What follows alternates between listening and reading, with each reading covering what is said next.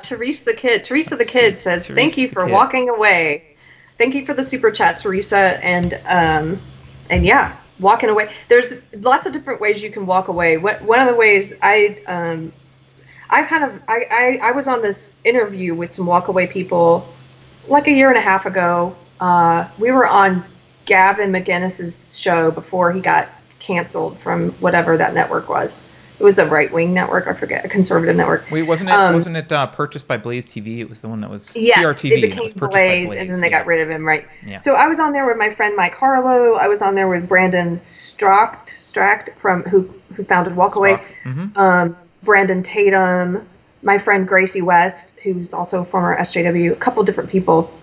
One of the things I was saying in that interview that there's so many different ways to walk away. You don't have to walk away and just become a Republican or become like a really hard right winger or whatever it is in your mind that you think. So I still consider myself a liberal. I'm a classical liberal, and I really don't like the idea of ceding the term liberal to them, like just relinquishing it to them, because they are illiberal. SJWs are illiberal.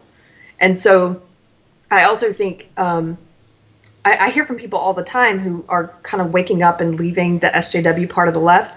And some of them are very afraid of this process. Because imagine what it's like if you're in a cult and you don't realize it, and you start to realize it and you start to try to leave. It's going to happen slowly. But you're also afraid because you've been told this other side is like the evil dark side, right? And some people may fear leaving. They stay in the SJW side because they believe in this false dichotomy of like you're either with the SJW left or you're a freaking Nazi, right? Like the two things. Those are the options. That's it. Yeah. That's crazy.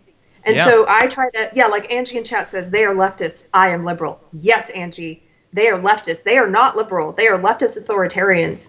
And I want to help create a welcoming space for other liberals. And I think there are lots of people. There are a few different people doing this now. Dave Rubin, Tim Pool. There's people who just don't fall into. It's hard to put labels on everyone, right? But I want people to think about what the word liberal means, to think about what liberalism is, and try and line that up with what the SJW left is about. And it doesn't line up. And so for people who don't feel comfortable, like,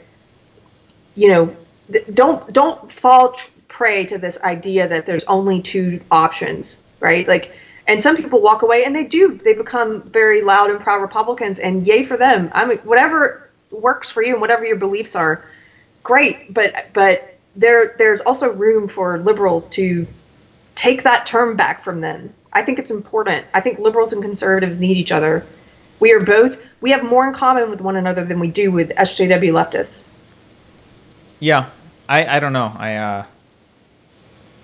Having had to give up on some terms in the past, I'm kind of like, I don't know. I'm willing to give up on liberal. If you want liberal, take it. I'm not giving it to them. I get it. I would prefer to have the conversation. Here's what I would prefer.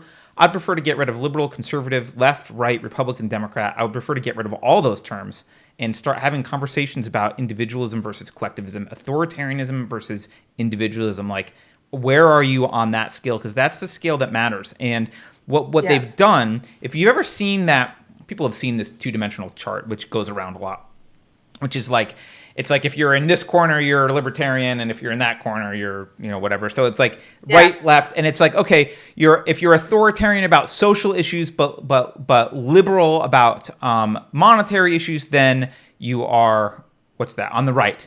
But if you're authoritarian on monetary issues, but liberal on social issues, then you're on the left, right? And those two corners of that graph are that's kind of where all the dialogue is. But I actually think that is orthogonal to where the dialogue should be. It should be on these two corners of the graph. I don't really care whether you want to be authoritarian about money or drugs. I just don't want you to be authoritarian. We should be talking about the other two vertices of that, not these two. These two. It should be, do you want to leave people the hell alone? Okay, well, you're inconsistent if you don't want to leave them the hell alone here, but you do there. But you're still somewhere on the leave the people alone scale, or you're on control people scale. And that's why I don't really, that's why I think I don't really care. This might be a great time, I think, to shift the discussion. Trump's not a Republican. The left is busy stealing words left and right, redefining crap. Maybe it's a great time to start to like shift the conversation and be like, hey, let's talk about the other two vertices. Do you want authoritarianism or do you want freedom? Because that's your choice.